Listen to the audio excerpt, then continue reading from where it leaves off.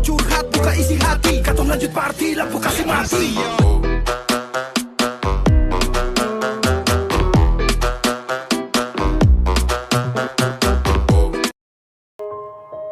Assalamualaikum warahmatullahi wabarakatuh. Selamat siang, salam sejahtera bagi kita semua.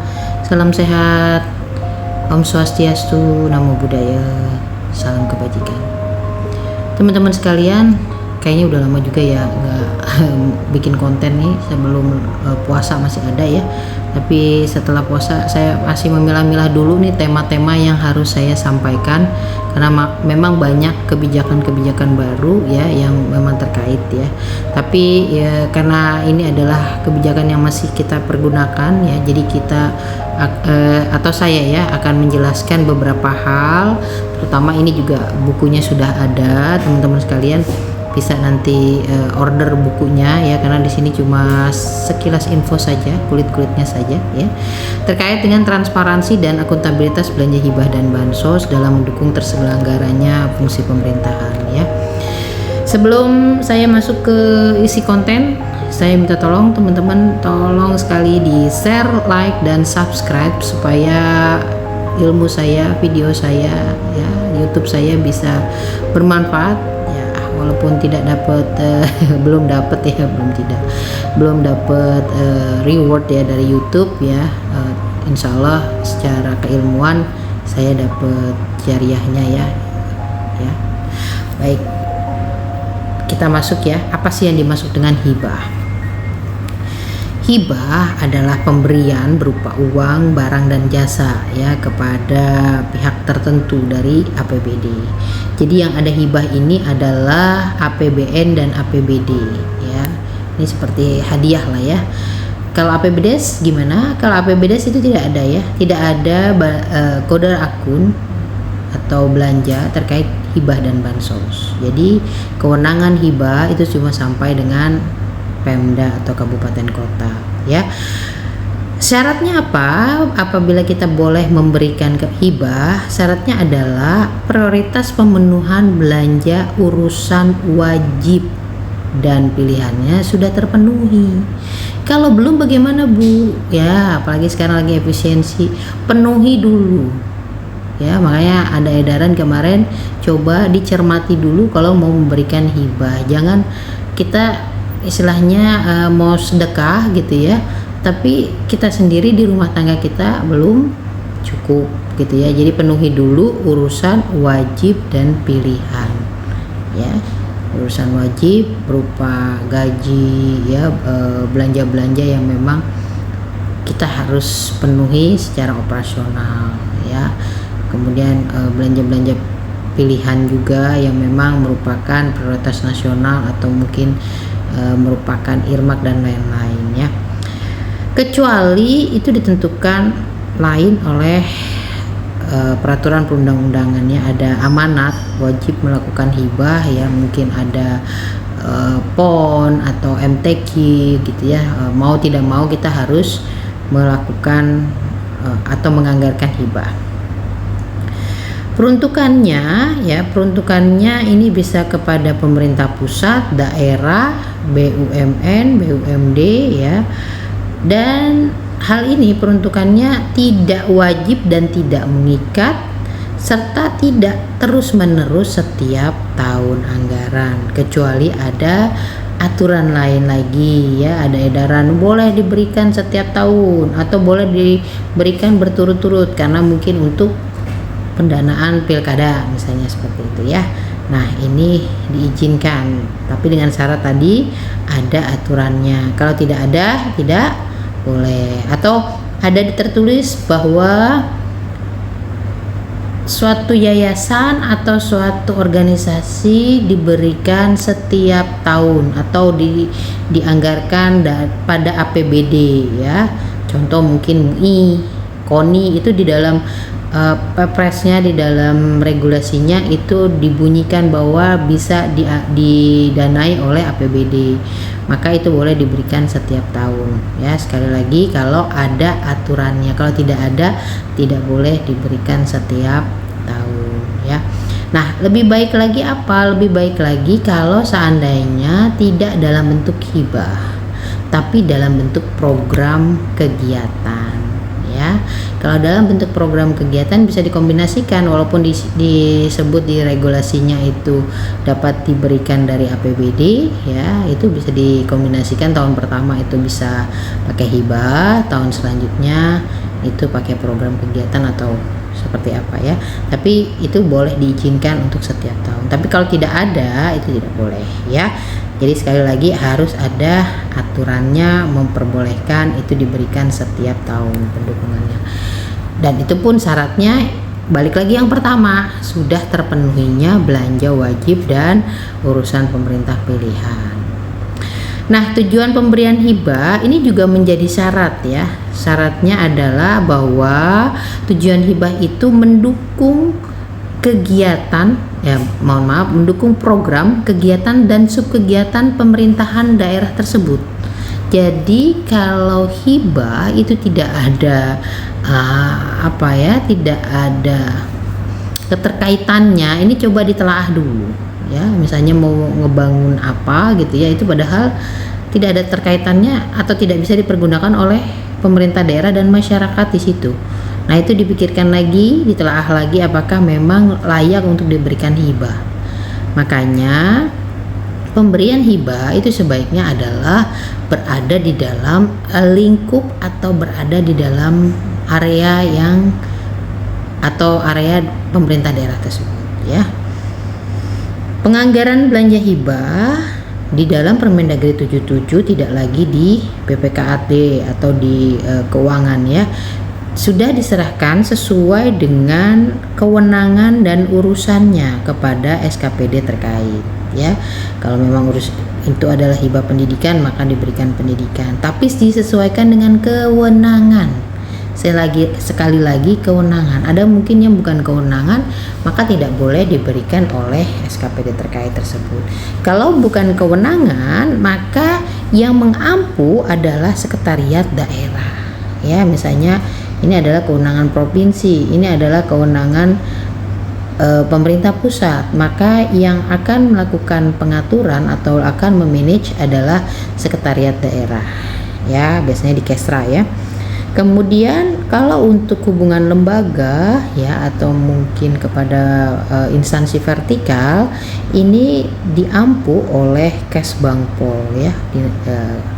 Jadi oleh Kesbangpol ini untuk yang instansi vertikal, contoh KPU, kemarinnya Bawaslu, kepolisian. Nah, ini yang memberikan hibahnya adalah Kesbangpol. Nah, inilah objek, ya, yang diberikan hibah. Yang pertama pemerintah pusat. Untuk pemerintah pusat diberikan pada satuan kerja, ya, yang wilayah kerjanya berada di dalam daerah yang bersangkutan, ya. Jangan, ya, di luar, ya, terutama untuk kabupaten kota, misalnya dia ada koramil di A gitu, ya, terus mau diberikan ke yang B misalnya, ya, itu nggak bisa, ya. Harus di tempat yang sama, ya. Kalau mau berarti itu adalah kewenangan provinsi. Kalau mau satu provinsi, ya, berarti itu adalah kewenangan pemerintah provinsi. Selanjutnya adalah pemerintah daerah lain. Ini hanya untuk daerah otonom baru, ya. Kalau untuk daerah yang sudah settle atau sudah memang existing ada, itu tidak pakai hibah, tapi pakai bantuan keuangan, ya, dan hanya bantuan uang, ya, tidak boleh bantuan barang. Karena kalau hibah itu boleh barang, boleh uang, ya. Nah, selanjutnya kepada partai politik, ya. Pada partai politik ini bisa diberikan, ya. Dan kepada badan atau nirlaba lainnya, ya, yang bersifat sukarela, ya. Misalnya tidak punya keinginan untuk mencari laba utama, ya, seperti yayasan, organisasi seperti itu. Dan kepada BUMN dan BUMD, ya. BUMN ini sesuai dengan peraturan perundang-undangan, dan BUMD ini hanya penerusan, ya. Tidak berarti BUMD diberikan hibah, ya. BUMD itu diberikan penyertaan modal, bukan belanja hibah ya teman-teman ya. Nah, selanjutnya teman-teman sekalian, kriteria hibah ini ya, ini boleh ditambahkan kalau memang teman-teman punya peraturan kepala daerah. Nah, kalau membeli buku saya itu nanti akan saya berikan soft copy ya, draft perkada terkait hibah bansos. Itu lebih spesifik lagi daripada paparan dan bukunya ya. Yang pertama, peruntukannya secara spesifik telah ditetapkan untuk siapa ya hibah-hibahnya, bersifat tidak wajib dan tidak mengikat ya, memberikan nilai manfaat pada pemerintah daerah ya, tadi sudah disebutkan ya, tidak terus menerus ya, kecuali ada aturan regulasinya ya, dan tidak ada tumpang tindih pendanaan dengan APBN ya. Badan dan lembaga yang ditetapkan pemerintah atau pemerintah lainnya, partai politik ya, ini boleh terus menerus ya. Kemudian penerima hibahnya memenuhi persyaratan. Ini adalah kriteria hibah yang kita persyaratkan untuk menerima hibah yang diberikan oleh pemerintah daerah.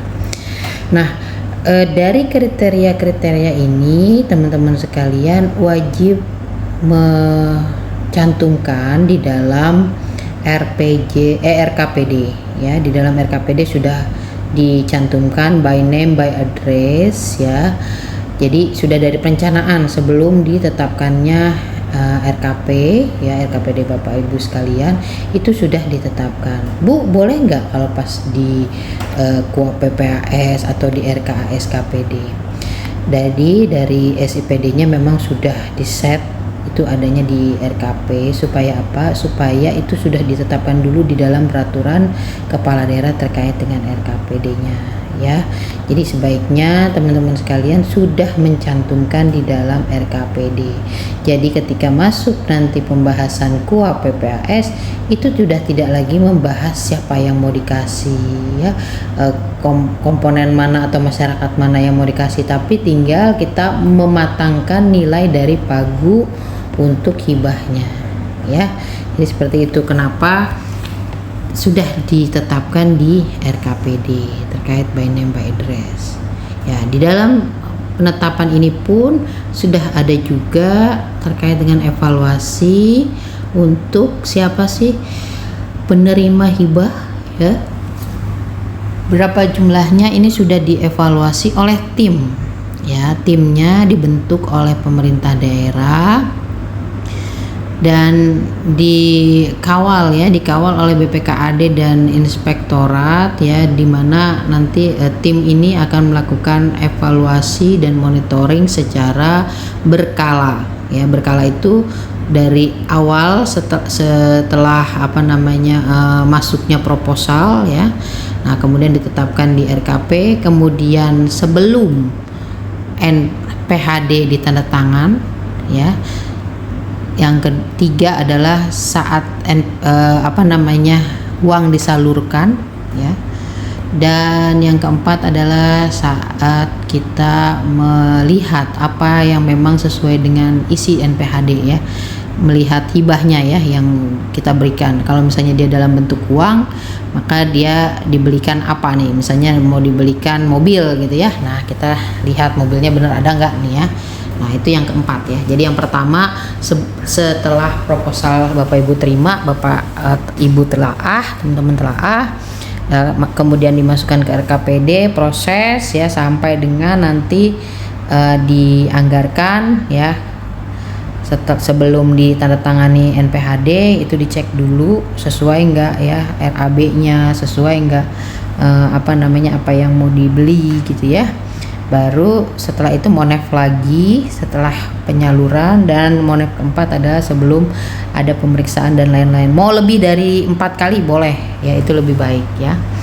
Nah, itu tadi terkait dengan hibah bansos supaya lebih akurat lagi gitu ya. Ibu, gimana kalau misalnya hibahnya dikembalikan?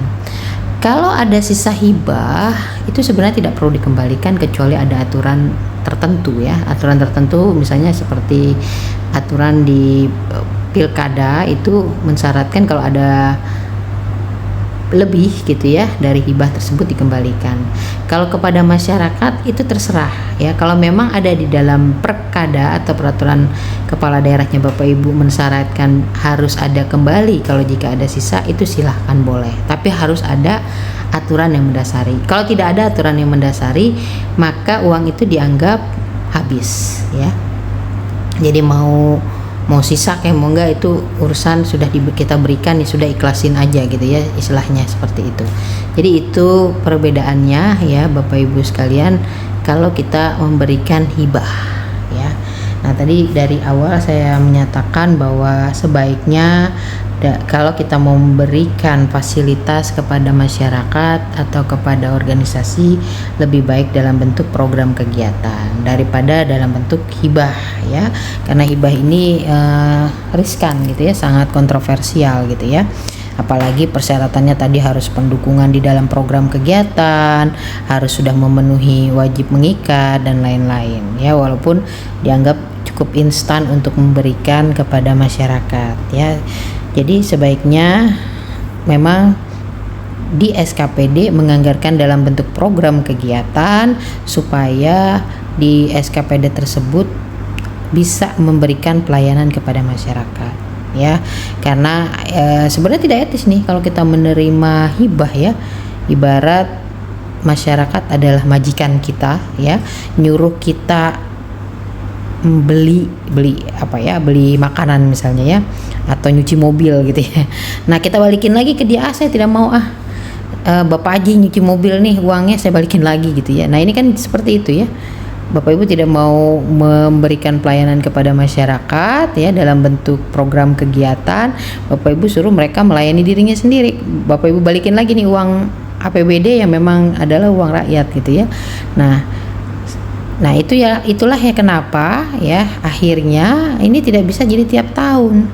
Kalau Bapak Ibu melayani masyarakat tiap tahun, maka yang tadinya dalam bentuk hibah tidak boleh tiap tahun itu karena dalam bentuk program kegiatan boleh tiap tahun ya. Nah ini nih kita nih aparatur jangan mau instan ya, jadi kesannya kayak males gitu ya. Kita mengembalikan lagi kepada masyarakat untuk mereka melayani dirinya sendiri. Itu nih maknanya dari hibah ya. Kalau urgent sih nggak masalah, atau untuk instansi vertikal gitu, atau untuk yang organisasi masih agak mending gitu ya. Nah tapi untuk yang ke masyarakat ya, ini sebaiknya kita yang melakukan program kegiatan. Dan ini juga kan ya, jadi tidak itu saja nih kegiatannya Bapak Ibu, memang benar-benar kita memang melaksanakan fungsi pelayanan kepada masyarakat. Nah itu tadi terkait dengan hibah.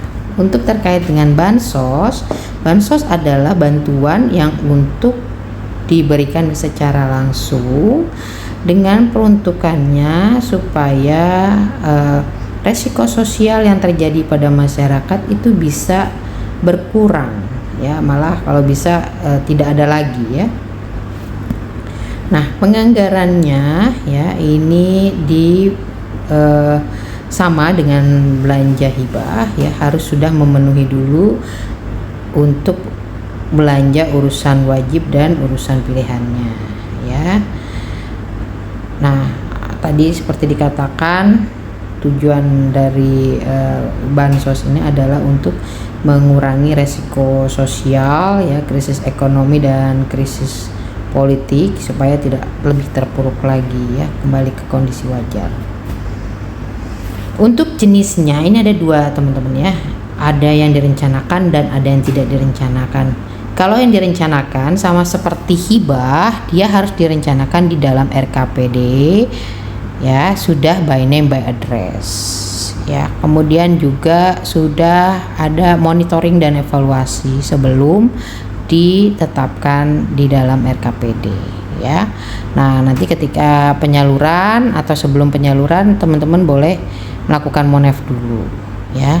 Jadi boleh monefnya lebih sedikit ya, mungkin 2 atau 3 kali saja cukup ya untuk monef bansos. Nah untuk bansos ya, ini ada yang tidak direncanakan.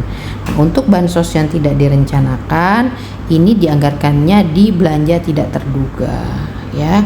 Bansos yang tidak direncanakan tidak bisa dianggarkan di APBD program kegiatannya ya. Jadi dia mendadak nih teman-teman ya. Misalnya orang meninggal itu kan tidak bisa dianggarkan ya. Itu tidak bisa dianggarkan, atau mungkin ada kejadian-kejadian luar biasa yang teman-teman di pemerintah daerah itu harus memberikan bansos kepada masyarakat. Nah, bedanya kalau untuk hibah itu adalah komponen terkecilnya adalah kelompok ya, kelompok masyarakat. Sedangkan kalau bansos adalah individu ya, objeknya adalah individu. Kalau hibah objek terkecilnya adalah kelompok masyarakat, sedangkan kalau bansos adalah individu. Nah, bagaimana untuk bansos tidak terencana? Yang mengajukan adalah SKPD terkait ya, biasanya Dinsos ya atau Kesra itu mengajukan sejumlah dana untuk mengcover bantuan-bantuan sosial yang tidak terencana tadi ya. Tapi tolong kalau meminta atau memohon kepada BPKAD ini jangan terlalu lama, terutama untuk orang yang sudah meninggal ya, biar tidak terhutang atau yang lain-lain, karena kita lagi banyak efisiensi. Jadi kalau bisa mungkin seminggu atau 2 minggu dari kejadian itu sudah dimintakan ya, takutnya kasihan mereka tidak terbantu gara-gara mungkin kelewat waktunya, kelamaan, uang habis atau uang terefisiensi, jadi tidak bisa membantu masyarakat ya. Ini untuk kejadian sekarang ya. Nah, itu untuk bansos tidak terencana dan dianggarkannya tidak melebihi bansos terencana.